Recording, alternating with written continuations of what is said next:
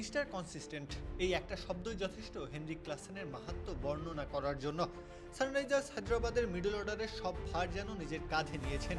দানবীয় সত্তার বাইরে গিয়ে ধারাবাহিকতার অনন্য নজির গড়ে তুলেছেন ক্লাসেন আসবেন, মাঝের ওভারে হায়দ্রাবাদের হাতেই নিয়ন্ত্রণ রাখবেন, টপ অর্ডার কলাপস করলে সবটা একার হাতেই সামলাবেন, সর্বোপরি দলকে এনে দেবেন বড় রানের পুঁজি।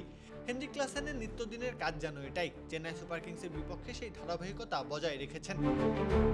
ট্রাভিস হেড আর ঈশান কিষান ব্যর্থ হয়ে ফেরার পর মঞ্চে আগমন ঘটে ক্লাসেনের।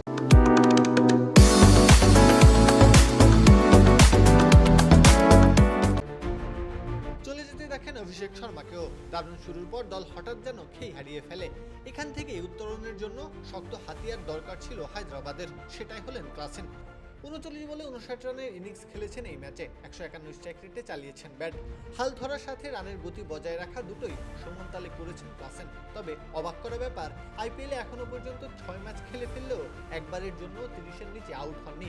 এই ৬ ইনিংসের মধ্যে আছে ৩টি 50। ক্লাসেনের এমন ফর্ম বাঁচিয়ে রেখেছে হায়দ্রাবাদের মিডল অর্ডারকে। কাব্য, খেলা ৭১।